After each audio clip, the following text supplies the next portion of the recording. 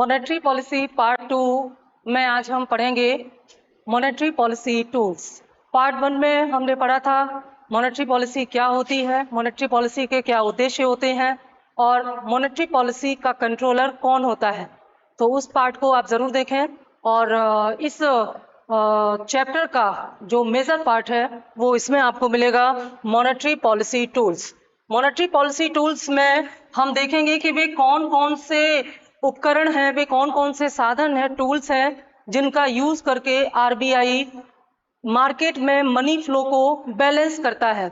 Money flow balancing या money flow controlling या credit controlling कुछ भी कह सकते हैं हम इनमें से। तो आज हम वे सारे टूल्स स्टडी करेंगे।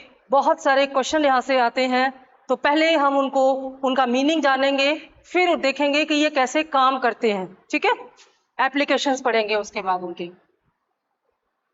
मौद्रिक नीति के उपकरण मॉनेटरी पॉलिसी टूल्स।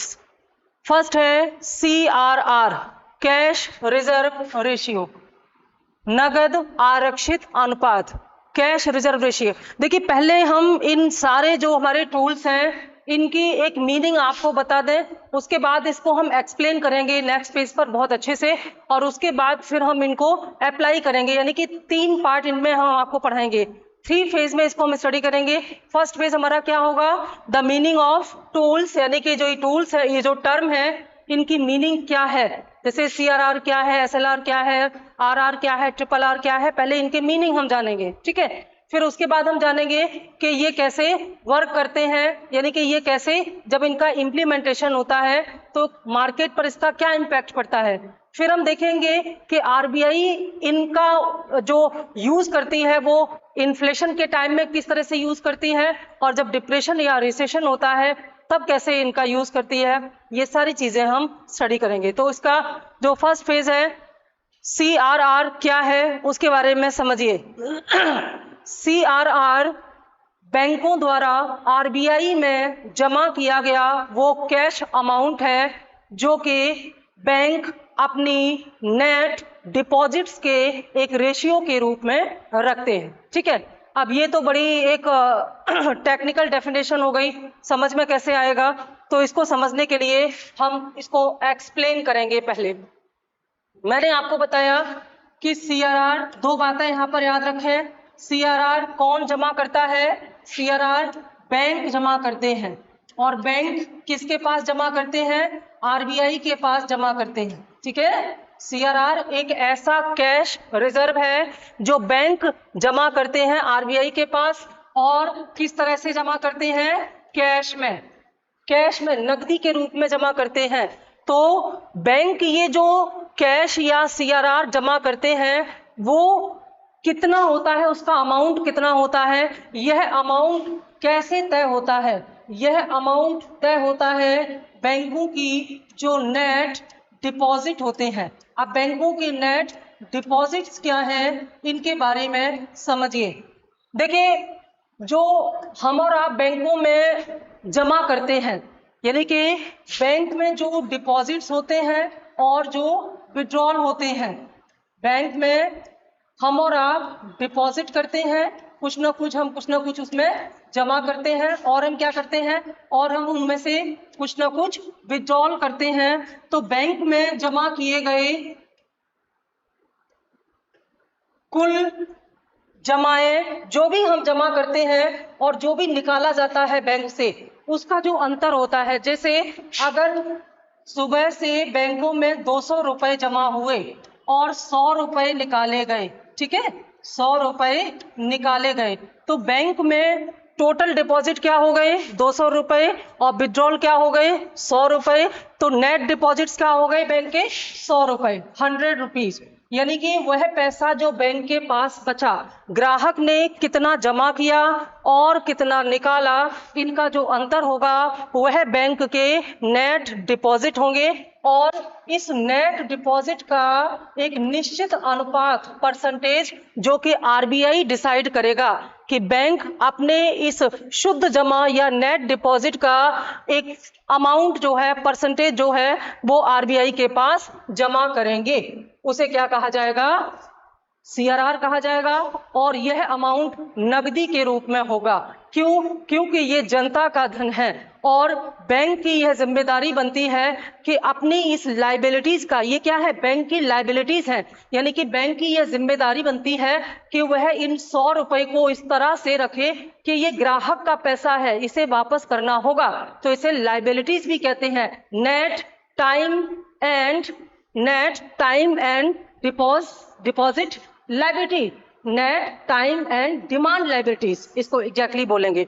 तो एक प्रतिदिन ग्राहकों द्वारा बैंक में जमा किए गए कुल धन और कुल निकासी का जो अंतर है उसे बैंकों की शुद्ध जमाएं या नेट डिपॉजिट कहते हैं। और आरबीआई के आदेश पर बैंक अपनी इन शुद्ध जमाओं का कुछ भाग नगद रूप में आरबीआई के पास रिजर्व रखता है, जिसे CRR कहा जाता है। ठीक है, अब इसी बात को फिर से हम एक डेफिनेशन में देखते हैं कैसे। मान लीजिए हमारे सामने क्वेश्चन आया, इनमें से CRR क्या है, तो उसमें एक्सप्लेनेशन तो होगा नहीं, सिंपल एक लाइन होगी जिसे आपको समझ के आंसर देना होगा। तो क्वेश्चन पूछा गया है कि CRR क्या है, ऑप्शन में क्या आंसर होना चाहिए? बैंकों की शुद्ध जमाओं का वह भाग जिसे बैंक नगद रूप में आरबीआई के पास रिजर्व रखते हैं उसे CRR कहा जाता है। ठीक है, और ये रिजर्व का जो परसेंटेज है, जो रेशियो है, वो कौन डिसाइड करता है? आरबीआई डिसाइड करता है। आरबीआई टाइम टू टाइम इनमें करेक्शन करता है। आरबीआई कभी कभी CRR में कमी कर देता है, कभी कभी CRR में वृद्धि कर देता है। जैसे आरबीआई ने डिसाइड किया कि 4% CRR रखना है, तो बैंकों की शुद्ध जमाएं 100 रुपए हो गई और इनमें से 4% यानी कि 4 रुपए बैंक को आरबीआई के पास जमा करना होगा। ठीक है, अगर बैंकों की शुद्ध जमाएं 100 रुपए हैं तो इनमें से 4 रुपए बैंक को नगद रूप में आरबीआई के पास जमा करने होंगे, जिसे क्या कहा जाएगा? जिसे CRR कहा जाएगा। आरबीआई चाहे तो इस 4% को बढ़ा के 6% कर सकता है। ऐसी स्थिति में बैंक को 6 रुपए जमा करने होंगे आरबीआई के पास, और अगर आरबीआई इसको घटा करके 2% कर देता है तो बैंक 100 रुपए का 2% यानी कि 2 रुपए आरबीआई के पास जमा करेगा। इसका मतलब है कि जब CRR की दरें बढ़ाई या घटाई जाती हैं तो इससे बैंकों के पास जो नकदी है वो कम और अधिक हो जाती है। निश्चित तौर पर इससे बैंकों की लिक्विडिटी पर प्रभाव पड़ता है और बैंकों की ऋण देने की क्षमता पर भी प्रभाव पड़ता है। आगे इसका इम्प्लीमेंटेशन में हम इसको समझेंगे। तो CRR समझ में आ गया। अगर ये वाली चीज समझ में आ गई तो आपको CRR भी समझ में आ जाएगा और आपको SLR भी समझ में आ जाएगा।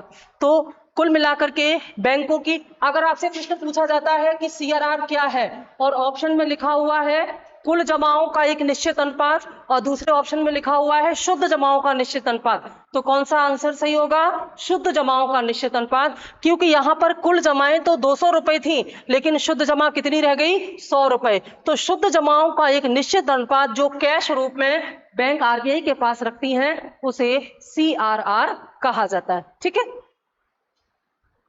वापस चलते हैं पीछे। तो CRR नगद आरक्षित अनुपात, इसको आपने समझा। SLR वैधानिक तरलता अनुपात, स्टैच्यूटरी लिक्विडिटी रेशियो, ये क्या है? अभी अभी आपने देखा कि बैंकों के पास जो शेष जमाएं बचती हैं उसे हम क्या बोलते हैं? शुद्ध जमाएं, तो या नेट डिपॉजिट। तो बैंक अपनी शुद्ध जमाओं का या नेट डिपॉजिट का कैश रखता है आरबीआई के पास और उसी नेट डिपॉजिट का एक निश्चित अनुपात अपने पास रखता है, ये भी आरबीआई के आदेश पर ही रखता है। तो बैंक जो अपने पास रखता है वो कैश में भी हो सकता है, वो गोल्ड में भी हो सकता है और वो सिक्योरिटीज या शेयर के रूप में भी हो सकता है, क्योंकि ये सभी क्या है? बैंक के एसेट्स हैं। ठीक है, तो CRR हमेशा कैश रूप में रखा जाता है और SLR एसेट्स के रूप में रखा जाता है। एसेट्स क्या होती हैं? एसेट्स में कैश भी आ जाएगा, एसेट्स में गोल्ड भी आ जाएगा और एसेट्स में सिक्योरिटीज भी आ जाएंगी। अब CRR और SLR दोनों को एक साथ समझते हैं, क्या है ये? CRR और SLR बैंकों की शुद्ध जमाओं का वह भाग होते हैं जिसे बैंक आरबीआई के आदेश पर रिजर्व रूप में रखते हैं। CRR कैश के रूप में आरबीआई के पास रखा जाता है और SLR कैश, गोल्ड या सिक्योरिटी के रूप में बैंक स्वयं अपने पास रखते हैं। आप समझिए इस CRR और SLR को रखने के पीछे का उद्देश्य क्या है, आरबीआई ऐसा क्यों करता है।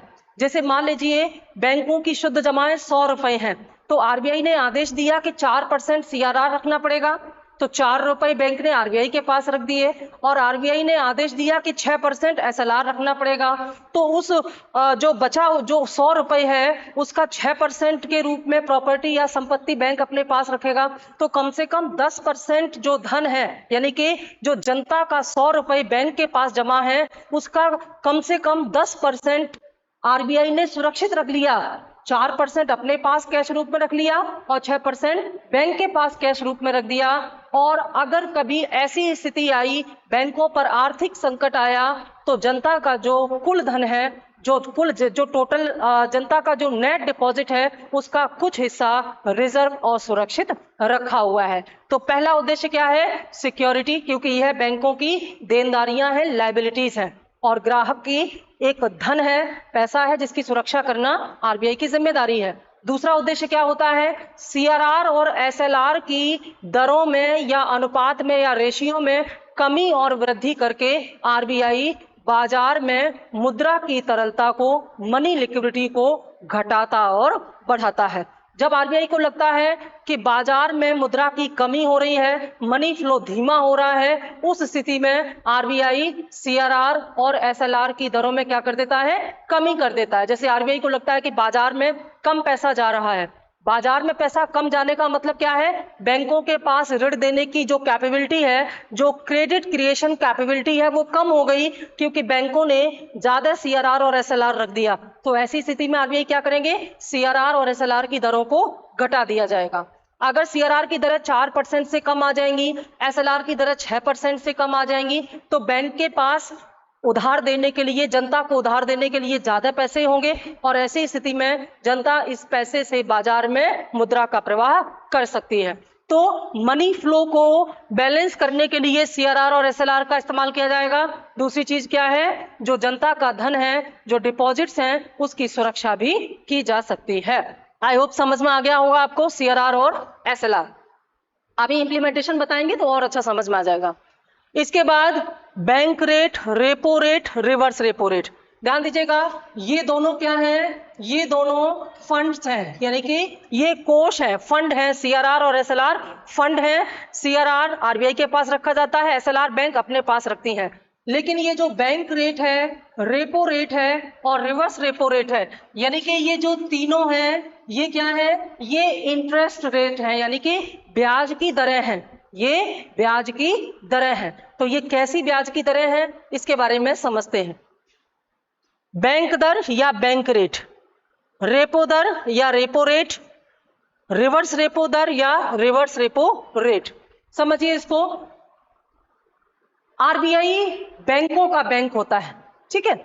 जब बैंकों को धन की आवश्यकता होती है तो आरबीआई उनकी धन की पूर्ति करते हैं, उनको कर्ज कर देते हैं, ऋण देते हैं। यानी कि जो बैंक्स हैं, जो कॉमर्शियल बैंक्स हैं, वे आरबीआई से लोन बोरो करते हैं।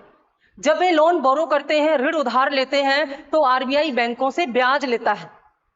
जैसे बैंक अपने ग्राहक से ब्याज लेता है, ऐसे ही आरबीआई बैंकों से ब्याज या इंटरेस्ट लेता है।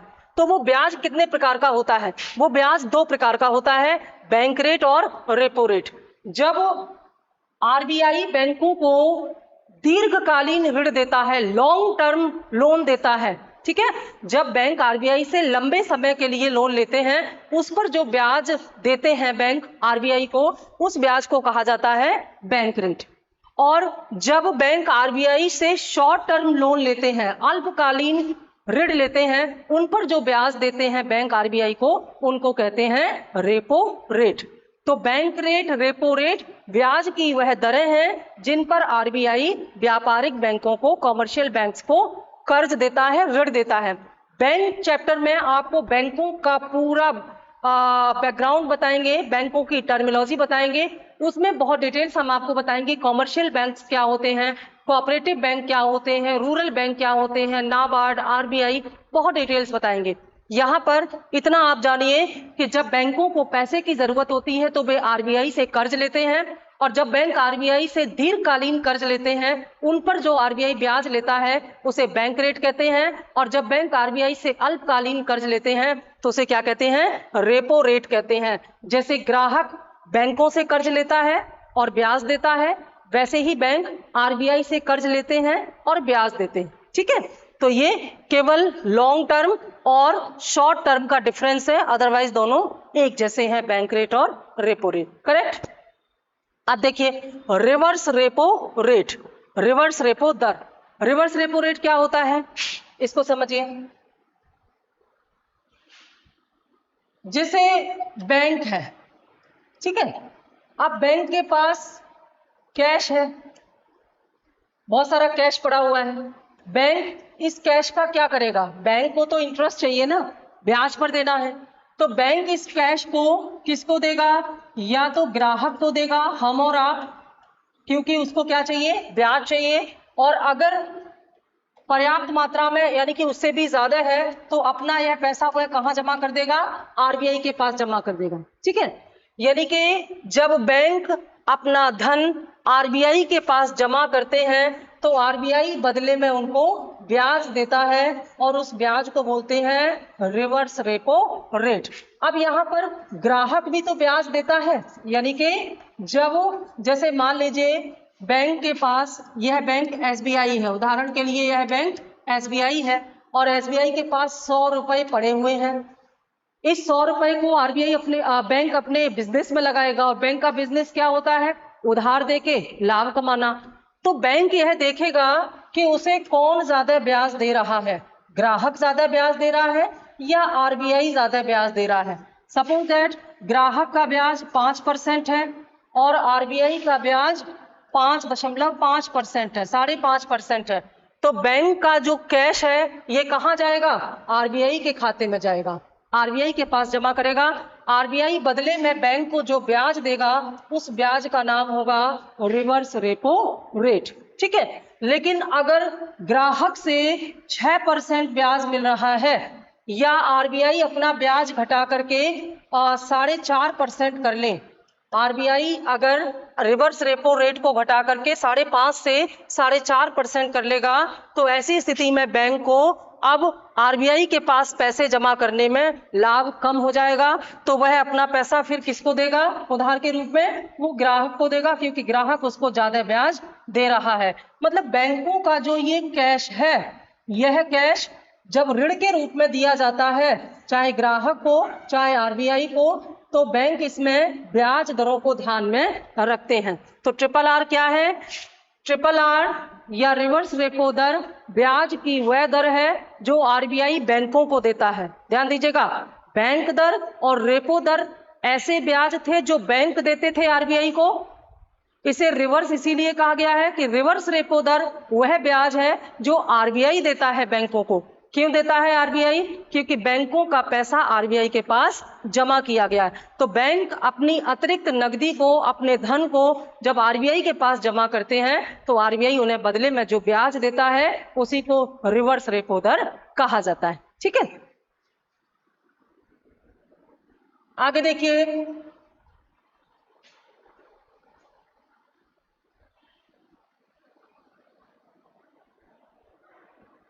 यहां तक हो गया था ओएमओ, ओपन मार्केट ऑपरेशंस या खुले बाजार की क्रिया।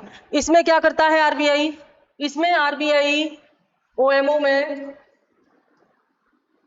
इसमें आरबीआई बैंकों के माध्यम से, यानी कि जो बैंक्स हैं इनके माध्यम से सीधे मार्केट से जुड़ता है, सीधे मार्केट से जुड़ता है। और कैसे जुड़ता है आरबीआई, आरबीआई मार्केट में जो बॉन्ड है, जो शेयर है, ठीक है, जो बॉन्ड्स है, ये बॉन्ड्स एक प्रकार की प्रतिभूतियां या सिक्योरिटीज होते हैं जिनमें हम अपने पैसे को इन्वेस्ट करते हैं।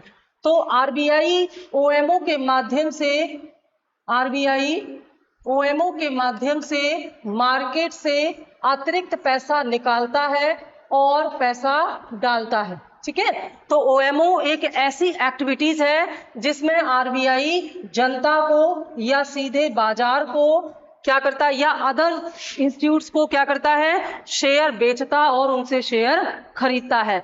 जैसे आरबीआई को जब ये लगता है कि बाजार में मनी इन्फ्लेशन बहुत ज्यादा बढ़ गया है और मुद्रा की तरलता या मुद्रा की मात्रा बहुत ज्यादा बढ़ गई है, तो आरबीआई बाजार से अतिरिक्त मुद्रा निकालने के लिए क्या करेगा, आरबीआई इसके लिए अपने जो बॉन्ड्स हैं या जो शेयर हैं उन्हें बेचना शुरू कर देगा। मतलब जनता को इस बात के लिए प्रेरित किया जाएगा कि जनता या ग्राहक आरबीआई के बॉन्ड को खरीदें ताकि हमारे जो पैसे हैं वो आरबीआई के पास जाएं।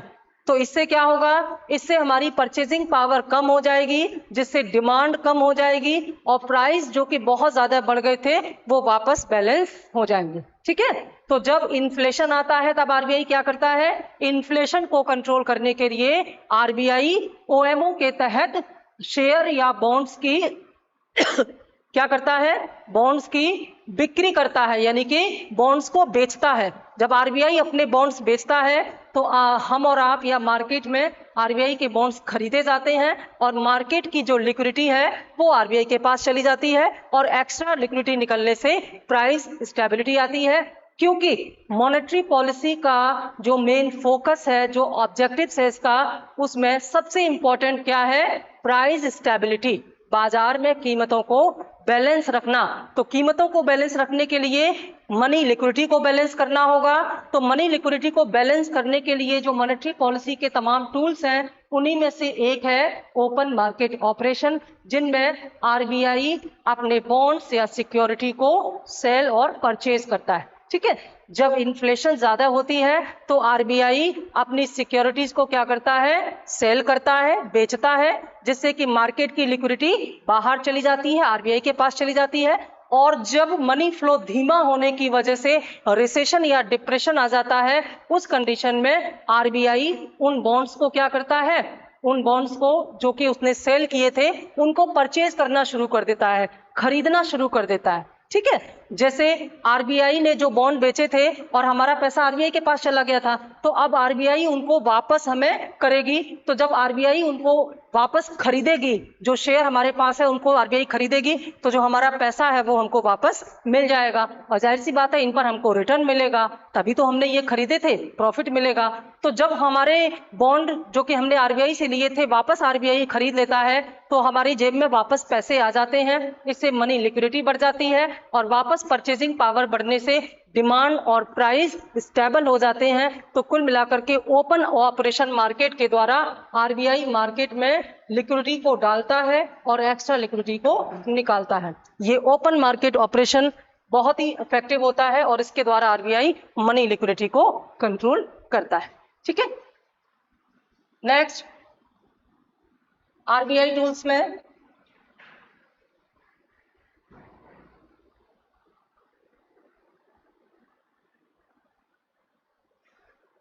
हम लोग बात कर रहे थे ओएमओ की, तो ओएमओ तक हम पहुंच चुके हैं। सीआरआर अभी आपको लास्ट में, इसके बाद हम बताएंगे एमएसएफ के बारे में थोड़ा सा बताएंगे, मार्जिनल स्टैंडिंग फैसिलिटी, नकदी की सीमांत सुविधा, पर इसको हम एक साथ बताना चाहते हैं क्योंकि ये बहुत फेमस टूल्स हैं। तो सीआरआर और एसएलआर समझ लिया आपने, बैंक रेट, रेपो रेट आपने समझ लिया, रिवर्स रेपो रेट समझ लिया और ओपन मार्केट ऑपरेशन समझ लिया। इन सब का यूज करके आरबीआई मार्केट में लिक्विडिटी के फ्लो को बैलेंस रखता है और यह बैलेंस इन्फ्लेशन और रिसेशन या डिप्रेशन के टाइम में बहुत जरूरी हो जाता है बनाए रखना। अब इसके बाद हम लोग बात करेंगे कि आरबीआई इनका इम्प्लीमेंटेशन, आरबीआई अपने मॉनेटरी पॉलिसी टूल्स को जब अप्लाई करता है, इनका एप्लीकेशंस करता है, तो मार्केट में ये दो तरह से काम करते हैं। ठीक है, एक जब मार्केट से एक्स्ट्रा फ्लो बाहर निकालना हो, यानी कि जब मार्केट में बाजार में पैसा बहुत ज्यादा हो जाए, फ्लो बहुत ज्यादा बढ़ जाए, तो एक्स्ट्रा फ्लो को बाहर निकालने के लिए आरबीआई क्या करता है, उसके लिए आरबीआई कॉन्ट्रेक्शनरी मॉनेटरी पॉलिसी यानी कि कठोर मौद्रिक नीति का इम्प्लीमेंटेशन करता है। तो इससे मार्केट की जो एक्स्ट्रा मनी है वो बाहर हो जाता है। दूसरा, जब आरबीआई को मार्केट में एक्स्ट्रा मनी डालना होता है, जब मनी फ्लो बढ़ाना होता है, उस समय आरबीआई उदार मौद्रिक नीति या एक्सपेंशनरी मॉनेटरी पॉलिसी का पालन करता है। तो आरबीआई अपनी मॉनेटरी पॉलिसी टूल्स को दो तरह से उस पर इम्प्लीमेंट करता है। और जाहिर सी बात है बाजार में दो तरह की सिचुएशन आती है। एक सिचुएशन आती है जब मनी फ्लो बहुत ज्यादा बढ़ जाता है और इन्फ्लेशन आ जाता है। दूसरी सिचुएशन आती है जब मनी फ्लो बहुत धीमा होने के कारण डिप्रेशन आ जाता है या रिसेशन आ जाता है। तो दो तरह की परिस्थितियों में आरबीआई दो तरह के मॉनेटरी पॉलिसी को उसमें इंप्लीमेंट करती है, या हम ये कहें कि मॉनेटरी पॉलिसी का इंप्लीमेंटेशन दो प्रकार से करती है। तो जो कठोर मौद्रिक नीति है, जो कॉन्ट्रेक्शनरी मॉनेटरी पॉलिसी है, उसमें आरबीआई क्या करता है, उसमें आरबीआई सीआरआर में वृद्धि कर देता है और सीआरआर की वृद्धि से आरबीआई मार्केट से एक्स्ट्रा फ्लो को बाहर करने की कोशिश करता है। तो चलिए देखते हैं, और यहाँ पर सीआरआर और एसएलआर को हम लोग एक साथ देख लेते हैं, क्योंकि सीआरआर और एसएलआर लगभग एक जैसे हैं। डिफरेंस केवल इतना है कि सीआरआर कैश में रखे जाते हैं और आरबीआई के पास रखे जाते हैं, और एसएलआर कैश के साथ साथ गोल्ड और सिक्योरिटीज में रखे जाते हैं और बैंक अपने पास रखते हैं। ये दोनों ही क्या है, दोनों ही रिजर्व फंड है और दोनों ही लिक्विडिटी को घटाते और बढ़ाते हैं। अगर आरबीआई सीआरआर और एसएलआर के रेट में वृद्धि कर देती है तो इसका मतलब क्या होता है, इसको समझने की कोशिश हम लोग करते हैं। जैसे मान लीजिए आरबीआई ने सीआरआर को 4% से, सपोज दैट अगर सीआरआर 4% था और एसएलआर 6% था और बैंकों की शुद्ध जमाएं 100 रुपए थी, तो बैंक अपनी शुद्ध जमाओं का 4 रुपया आरबीआई के पास रखते थे और 6 रुपए के बराबर मूल्य या एसेट्स अपने पास रखते थे एसएलआर के रूप में। तो इस तरह से बैंकों के उस 100 रुपए में से 10 रुपए निकल जाते हैं, तो बैंकों के पास लोगों को उधार देने के लिए 90 रुपए बचते हैं। ठीक है, 90 रुपए बचते हैं। अब मान लीजिए इसी समय बाजार में मनी फ्लो बहुत ज्यादा हो गया है और कीमतें बहुत तेजी से बढ़ रही हैं, मुद्रास्फीति बहुत तेजी से बढ़ रही है, तो आरबीआई यह कोशिश करेगा कि ये जो 90 रुपए हैं ये बाजार में पूरे के पूरे ना जाएं। इन 90 में से जो 10 रुपए और कम कर दिए जाएं, केवल 80 रुपए बाजार में जाना चाहिए, क्योंकि बाजार में 90 रुपए जाने से मुद्रास्फीति और ज्यादा बढ़ जाएगी। तो आरबीआई बाजार में 10 रुपए जाने से कैसे रोकेगा, सीआरआर और एसएलआर के माध्यम से, इसको समझिएगा। आरबीआई सीधे सीधे, अब आपको 10 रुपए निकालने हैं तो आरबीआई क्या करेगा, आरबीआई सीधे सीधे सीआरआर को बढ़ा करके क्या कर देगा, 8% कर देगा। जब आरबीआई सीआरआर को बढ़ा करके 8% कर देगा तो बैंक अपने 100 रुपए में से 8 रुपए आरबीआई के पास जमा करेंगे और आरबीआई क्या कर देगा, आरबीआई अपनी एसएलआर की दरों को बढ़ा करके 12% कर देगा। यानी कि अब कुल जो 20 रुपए हैं ये बैंक को सीआरआर और एसएलआर के रूप में रखने होंगे। यानी कि जब सीआरआर की दरें 4% थी और एसएलआर की दरें 6% थी, तो बैंक को अपनी शुद्ध जमाओं यानी कि 100 रुपए में से 10 रुपए निकाल देने पड़ते थे।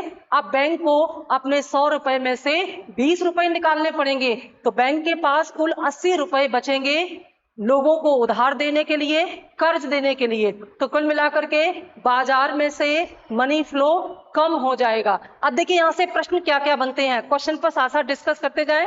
बाद में इस यूनिट की क्वेश्चन भी हम प्रैक्टिस कराएंगे आपको चैप्टर वाइज क्वेश्चन प्रैक्टिस में, कि जब आरबीआई सीआरआर और एसएलआर की परसेंटेज बढ़ाता है, सीआरआर और एसएलआर की परसेंटेज बढ़ाता है, तब इसका क्या इंपैक्ट पड़ता है मार्केट में, यहां से प्रश्न कैसे बनते हैं। आज से प्रश्न पूछा जाएगा, ऐसी स्थिति में बैंकों की ऋण देने की क्षमता पर क्या प्रभाव पड़ता है, तो आंसर क्या होगा, बैंकों की ऋण देने की क्षमता कम हो जाती है, क्योंकि बैंकों को अब ज्यादा रिजर्व रखना पड़ेगा, तो ऋण देने के लिए बैंक के पास पैसे कम होंगे।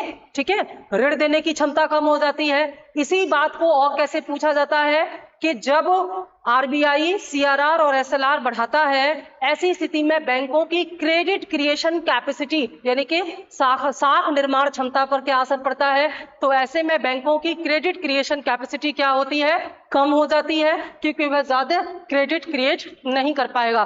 क्रेडिट क्रिएशन में जैसे क्रेडिट कार्ड इशू करना, जैसे कैश लोन देना, ये सभी चीजें आ जाती हैं। तो बैंक के पास पैसे कम होंगे तो वो नया क्रेडिट क्रिएट नहीं कर पाएगा। ठीक है, और तीसरा प्रश्न यहाँ से क्या बनता है कि जब सीआरआर और एसएलआर बढ़ाए जाते हैं तो बाजार में मनी फ्लो पर क्या असर पड़ता है, तो बाजार में मनी फ्लो क्या हो जाता है, धीमा हो जाता है। ऑब्वियस सी बात है कि जब फंड ज्यादा रिजर्व रखे जाएंगे तो मार्केट में फ्लो जो है वो धीमा हो जाएगा, ये इंपैक्ट पड़ता है। और क्या प्रश्न आते हैं, और प्रश्न आते हैं कि सीआरआर और एसएलआर की वृद्धि कैसी परिस्थितियों में की जाती है, यानी कि प्राइस स्टेबिलिटी की इस सिचुएशन में इन दोनों में वृद्धि कब की जाती है, तो मार्केट में जब मनी इन्फ्लेशन होता है, जब मुद्रास्फीति या महंगाई होती है, उस स्थिति में आरबीआई सीआरआर और एसएलआर की जो रेट्स है वो बढ़ा देती है। इससे मनी फ्लो कम हो जाता है और महंगाई जो है बैलेंस हो जाती है। ठीक है, तो इन दोनों का इंप्लीमेंटेशन आपने समझ लिया। इसके बाद बैंक रेट और रेपो रेट, ये दोनों भी एक प्रकार से ही काम करते हैं। बैंक रेट और रेपो रेट मैंने आपको बताया था, ये लॉन्ग टर्म लोन के संदर्भ में है, ये शॉर्ट टर्म के संदर्भ में है, दोनों ही क्या है, ब्याज दरें हैं। तो कठोर मौद्रिक नीति में आरबीआई क्या करता है, ध्यान दीजिएगा फिर से एक बार कि कठोर मौद्रिक नीति से जो मनी फ्लो है, बाजार में जो मुद्रा का फ्लो है वो क्या हो जाता है, कम हो जाता है। मनी फ्लो कम करने के लिए ही तो आरबीआई कठोर हुआ है। तो मनी फ्लो कम होने से इसमें बीआरआर और आरआर कैसे काम करते हैं, जब आरबीआई को यह लगता है कि बाजार में मुद्रा का प्रवाह फ्लो बहुत ज्यादा बढ़ गया है, तब आरबीआई बैंक रेट और रेपो रेट में भी क्या कर देगा, वृद्धि कर देगा। जैसे ही बैंक रेट और रेपो रेट में वृद्धि किए जाएंगे, क्या हो जाएगा, बैंकों के लिए आरबीआई से लोन लेना महंगा हो जाएगा। तो जब बैंक आरबीआई से महंगा लोन लेंगे तो बैंक जनता को भी महंगा लोन देंगे, तो ऐसी स्थिति में जनता भी बैंक से ज्यादा लोन नहीं ले पाएगी। जैसे सपोज कीजिए कि आप कोई सामान खरीदने के लिए क्रेडिट कार्ड से खर्च कर रहे थे, आप क्रेडिट कार्ड का यूज करते हैं, लेकिन बैंक ने क्रेडिट कार्ड के इंटरेस्ट रेट बढ़ा दिए, तो आप अब क्रेडिट कार्ड से ज्यादा खरीदारी नहीं कर पाओगे। तो इससे क्या हो जाएगा, बाजार में वस्तुओं की डिमांड थोड़ी बैलेंस हो जाएगी और उसकी कीमतें जो कि बढ़ गई थी वो बैलेंस हो जाएंगी। यानी कि जब आरबीआई बैंक रेट और रेपो रेट बढ़ाता है तो बाजार में मनी फ्लो कम हो जाता है, और ऐसा मुद्रास्फीति को नियंत्रित करने के लिए किया जाता है। इसके अलावा ट्रिपल आर में वृद्धि कर दी जाती है, इसको बहुत बढ़िया से समझिए, ट्रिपल आर को बहुत अच्छे से आप समझिएगा। देखिए, रिवर्स रेपो रेट में बैंक अपना पैसा आरबीआई के पास जमा करते हैं और बदले में आरबीआई से ब्याज लेते हैं। अब अगर आरबीआई को यह लगता है कि बाजार में बहुत ज्यादा मुद्रा पहुंचने से मुद्रास्फीति आ रही है, तो आरबीआई रिवर्स रेपो रेट को बढ़ा देता है। जैसे मान लीजिए रिवर्स रेपो रेट 5% थी और आरबीआई ने इसको 5 से 5.5% कर दिया, तो अब बैंक को आरबीआई से ज्यादा ब्याज मिलेगा, तो बैंक अब ज्यादा से ज्यादा पैसा आरबीआई के पास डिपॉजिट करके इसका प्रॉफिट अर्न करने की कोशिश करेगा, लाभ कमाने का प्रयास करेगा। तो बैंक करेगा क्या, और बैंक इसके लिए क्या करेगा कि बैंक ज्यादा से ज्यादा अमाउंट इकट्ठा करके आरबीआई के फंड में जमा करेगा और आरबीआई से ज्यादा रिवर्स रेपो रेट प्राप्त करने की कोशिश करेगा। अच्छा, इसका इस्तेमाल आरबीआई और कहाँ करता है, जब आरबीआई को पैसे की जरूरत होती है। जैसे मान लीजिए सरकार को कर्ज देना है, सरकार भी किससे कर्ज लेती है, आरबीआई से, तो आरबीआई ज्यादा से ज्यादा पैसे कलेक्शन करने के लिए ट्रिपल आर को बढ़ा देते हैं और बाजार से अतिरिक्त मुद्रा को कम करने के लिए भी ट्रिपल आर को बढ़ा देते हैं। जैसे ही आरबीआई ने ट्रिपल आर को बढ़ा दिया, वृद्धि कर दी, वैसे ही बैंक अधिक से अधिक पैसे आरबीआई के पास डिपॉजिट करने की प्रयास करेंगे, यानी कि जो मनी फ्लो है वो कहां चला जाएगा, आरबीआई की ओर चला जाएगा। तुरंत बैंक क्या करेगा, इसके लिए बैंक आरडी और एफडी की ब्याज दरें बढ़ा देगा। अब इसको एक सिस्टम से समझ लेते हैं।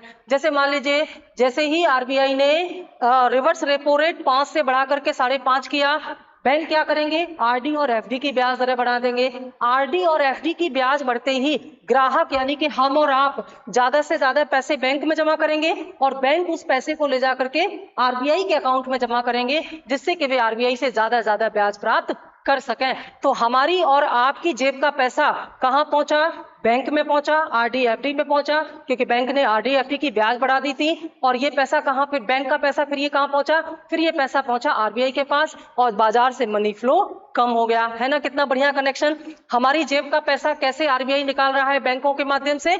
तो कुल मिलाकर के जब ट्रिपल आर में वृद्धि होती है तो मार्केट से अतिरिक्त पैसा आरबीआई के पास पहुंचता है, क्योंकि इससे बैंक ज्यादा से ज्यादा लाभ कमाने के लिए बैंकों के धन को आरबीआई के पास जमा करते हैं। इससे मार्केट में जो मनी फ्लो है वो धीमा हो जाता है।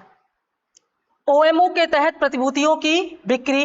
अभी मैंने आपको बताया था ओएमओ क्या होता है। ओएमओ में आरबीआई प्रतिभूति या बॉन्ड्स की बिक्री करता है। यानी कि जब आरबीआई को यह लगता है कि बाजार में फ्लो बहुत ज्यादा है, बाजार में पैसा बहुत ज्यादा है, तो आरबीआई एक्स्ट्रा फ्लो निकालने के लिए क्या करेगा, आरबीआई बैंकों के माध्यम से जो सिक्योरिटीज हैं या बॉन्ड्स हैं उन्हें बेचना शुरू कर देगा, बिक्री करना शुरू कर देगा। जैसे ही हम और आप या संस्थाएं आरबीआई के इन बॉन्ड्स को खरीदेंगे, हमारा पैसा आरबीआई के पास पहुंच जाएगा और हमारी जेब में खर्च करने के लिए कम पैसे बचेंगे और मनी फ्लो कंट्रोल हो जाएगा। तो ये जितने भी टूल्स हैं, ये इन सबको बढ़ा करके, इनकी परसेंटेज, इनके रेट्स में वृद्धि करके आरबीआई जब मार्केट से मनी फ्लो को कम करता है तो इसे कठोर मौद्रिक नीति या कॉन्ट्रेक्शनरी मॉनेटरी पॉलिसी कहते हैं। और ये आरबीआई कब करता है, जब बाजार में प्राइस रेट बहुत ज्यादा हाई होते हैं, महंगाई होती है, उसको कंट्रोल करने के लिए। ठीक है। दूसरा क्या है, जस्ट इसके अपोजिट है उदार मौद्रिक नीति यानी कि एक्सपेंशनरी मॉनेटरी पॉलिसी। इसमें क्या होता है, इसमें जो मनी फ्लो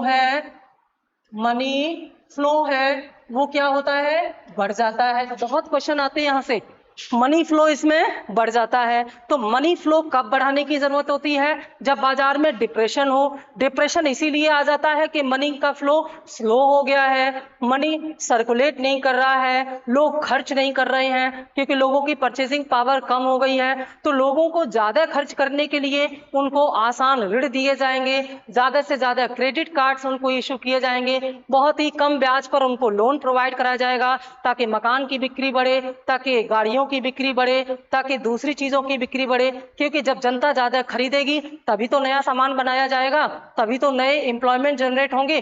तो आरबीआई अपनी मॉनेटरी पॉलिसी को उदार करके इस जो मनी फ्लो है उसको बढ़ाता है, मुद्रा का प्रसार करता है।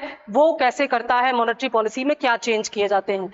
तो सीआरआर में क्या करता है, इसके लिए आरबीआई सीआरआर में कमी कर देता है, एसएलआर में कमी ठीक इसके उलट करता है। यहाँ सीआरआर और एसएलआर बढ़ने से मनी फ्लो क्या हो रहा था, उसमें मनी फ्लो कम हो रहा था। जब सीआरआर और एसएलआर बढ़ाया गया था तो मनी फ्लो यहाँ पर कम हो रहा था, लेकिन यहाँ पर सीआरआर और एसएलआर घटाने से मनी फ्लो बढ़ जाएगा। जैसे आरबीआई को लगता है कि ये जो बैंक है इसके पास जो 100 रुपए हैं, इन 100 रुपए का अगर 20 रुपया वह रिजर्व रख देगा तो 80 रुपए बाजार में कर्ज जाएंगे, फ्लो बढ़ेगा जो कि कम हो जाएगा।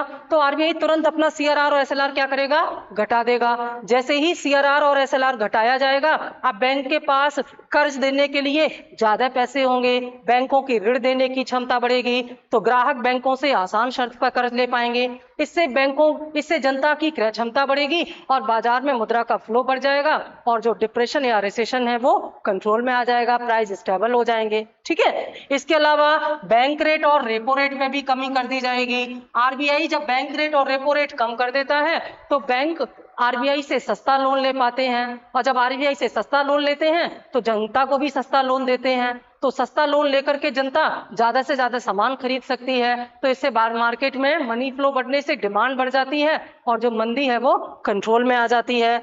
इसके अलावा आरबीआई क्या करता है, ट्रिपल आर में कमी कर देता है। अभी आपने देखा कि बैंक ने अपना पैसा आरबीआई के पास जमा कर दिया क्योंकि आरबीआई ने रिवर्स रेपो रेट बढ़ा दिए थे, बैंक को ज्यादा पैसा मिल रहा था। अब आरबीआई क्या कर रहा है, अब आरबीआई अपनी रिवर्स रेपो रेट में कमी कर देगा। आरबीआई ने कहा कि भाई हम बैंक को अब 4.5%, हम 5.5% ब्याज नहीं दे पाएंगे, अब हम इसको 4.5% कर देंगे। तो बैंक को आरबीआई से कम ब्याज मिलेगा, तो बैंक अपना पैसा आरबीआई से निकाल लेगा और जनता को उधार देगा। जैसे ही जनता को उधार मिलेगा उसके बाद फिर जनता की जेब में पैसा जाएगा, मार्केट में फ्लो बढ़ जाएगा। ठीक है। तो ट्रिपल आर में कमी से भी क्या हो जाता है, मार्केट में मनी फ्लो बढ़ जाता है। ओएमओ के तहत प्रतिभूतियों का अब क्या किया जाएगा, क्रय किया जाएगा। यहां आपने देखा कठोर मौद्रिक नीति में मनी फ्लो को कम करने के लिए आरबीआई ओएमओ के तहत बॉन्ड्स की बिक्री कर रहा था। अब आरबीआई क्या करेगा, बॉन्ड्स को खरीदेगा। जब आरबीआई बॉन्ड्स खरीदेगा जनता से तो जनता की जेब में पैसे जाएंगे, क्योंकि आरबीआई जनता से बॉन्ड लेगा और उनका पैसा वापस करेगा।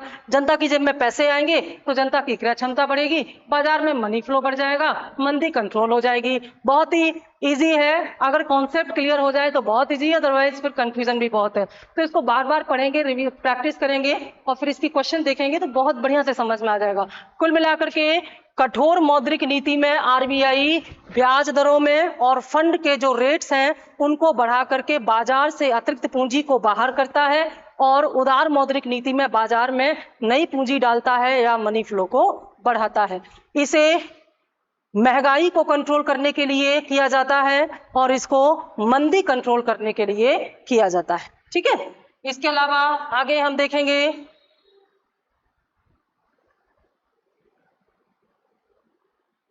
इसको हम लोग पढ़ चुके हैं, ये मॉनेटरी पॉलिसी का ही पार्ट है। तो यहाँ पर ये हमारे पूरे हो गए हैं। मेन चीज जो यहाँ पर आपको जाननी है, सबसे इंपॉर्टेंट पार्ट इस मॉनेटरी पॉलिसी का अगर है तो ये है, सबसे ज्यादा प्रश्न यहीं से आते हैं कि आरबीआई इसको कैसे बैलेंस करता है, कैसे इनमें अप डाउन करता है। अब बस जरा सा आपको थोड़ा सा हम और बता दें, फिर हमारी बात यहाँ पूरी हो जाए कि ये जितनी भी चीजें आरबीआई करता है ये कैसे काम करते हैं, इसको समझ लीजिए। एक समरी इसकी करते हैं, लास्ट में है। देखिए, आरबीआई जो है ये बैंक से कनेक्टेड है, बैंक्स, ठीक है। और बैंक किससे कनेक्टेड है? बैंक्स कनेक्टेड है। हम यहाँ पर बैंक से कनेक्टेड होने के लिए पीपल कह सकते हैं, ठीक है ना, पीपल कह सकते हैं, या हम यहाँ पर कंज्यूमर कह सकते हैं। और ये किससे कनेक्टेड है? मार्केट से। और मैंने आपको बताया था मार्केट क्या है, मार्केट इकोनॉमी का ही एक छोटा रूप है, क्योंकि सारे मार्केट्स मिलाकर के इकोनॉमी बन जाती है। अब आरबीआई जो भी करता है उसका इम्पैक्ट इन सभी के माध्यम से सीधे मार्केट पर पड़ता है। जैसे आरबीआई ने अगर अपने ब्याज बढ़ाए, आरबीआई ने अगर अपने ब्याज बढ़ाए तो बैंक भी अपने ब्याज बढ़ाएंगे, और जब बैंक ने अपने ब्याज बढ़ाए तो इसका असर ग्राहक पर पड़ा, कंज्यूमर पर पड़ा, और कंज्यूमर पर इसका असर पड़ा तो सीधी सी बात है मार्केट पर इसका असर पड़ा। ठीक है, तो जब आरबीआई अपने ब्याज बढ़ाएगा तो मनी धीरे धीरे आएगा, यहाँ पर मनी फ्लो धीमा आ जाएगा। और अगर आरबीआई अपने ब्याज घटाएगा तो फिर यहाँ पर मनी बहुत तेजी से आएगा। यानी कि आरबीआई को जब ये लगता है कि मार्केट में मनी बढ़ाना है या मनी घटाना है तो आरबीआई उसी तरह से अपना काम करता है। अब मान लीजिए एक बाजार है, ये एक बाजार है। इस बाजार में जो डिमांड है, जो वस्तुओं की डिमांड है वो 100 वस्तुओं की डिमांड है, लेकिन बाजार में इन वस्तुओं की जो सप्लाई है वो अगर 50 है, मान लेते हैं बाजार में सामान जो बिक्री, जो डिमांड की जा रही है, ग्राहक द्वारा खरीदी जा रही है, उसकी मात्रा है 100, लेकिन जो सामान मौजूद है उसकी मात्रा है 50। तो ये सामान क्या हो जाएगा? महंगा हो जाएगा। अब ये सामान अगर निरंतर महंगा होता रहेगा तो जिनकी जेब में ज्यादा पैसे होंगे वो खरीद ले जाएंगे, लेकिन जिनकी जेब में पैसे नहीं है वो तो खरीद नहीं पाएंगे ना। तो आरबीआई क्या करेगा? आरबीआई यहाँ पर अपनी मौद्रिक नीति का प्रयोग करेगा। आरबीआई अपनी मौद्रिक नीति का प्रयोग करके क्या करेगा? ये जो डिमांड है इसको कम करने की कोशिश करेगा। आरबीआई डिमांड को कम करने की कोशिश करेगा। तो आरबीआई डिमांड को कम करने की कोशिश करने के लिए अपनी मॉनेटरी टूल्स का इस्तेमाल करेगा। कैसे किया जाएगा? ये जो 50 रुपए एक्स्ट्रा है, कितना होना चाहिए? अगर प्रति इकाई 1 रुपया बैलेंस कीमत है और ऐसी स्थिति हुई तो कीमतें 2 रुपए हो जाएंगी, तो वापस कीमतों को 1 रुपए पे लाने के लिए ये जो 50 रुपए एक्स्ट्रा हैं इनको बाहर करने होंगे। ये जो 50 रुपए एक्स्ट्रा हैं इनको बाहर करने होंगे। और 50 रुपए एक्स्ट्रा बाहर कैसे होंगे? जब आरबीआई कठोर मौद्रिक नीति अपनाएगा। ठीक है, यानी कि जब बाजार में मांग ज्यादा होगी, जैसे यहाँ पर देखें एक बाजार जो है वो इस तरह का है। जैसे एक बाजार ये है जहां पर जो मनी है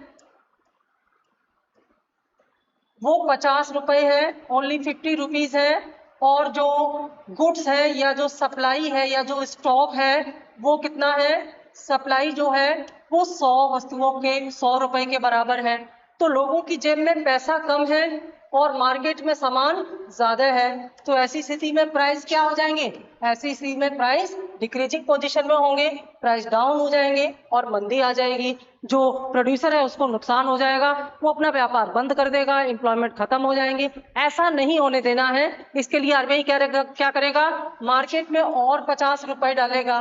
तो मार्केट में और 50 रुपए डालने के लिए आरबीआई क्या करेगा? उदार मौद्रिक नीति का सहारा लेगा। मतलब जब मार्केट में एक्स्ट्रा पैसे डालने होंगे तो उदार मौद्रिक नीति का सहारा लेगा, और जब मार्केट से पैसे निकालने होंगे तो कठोर मौद्रिक नीति का सहारा लेगा। इसको बार बार देखिए, पढ़िए, समझिए, फिर क्वेश्चन प्रैक्टिस कीजिएगा और मुझे उम्मीद है आपको समझ में आएगा। पर इससे पहले आप मॉनेटरी पॉलिसी पार्ट 1 जरूर देखिएगा। Thank you.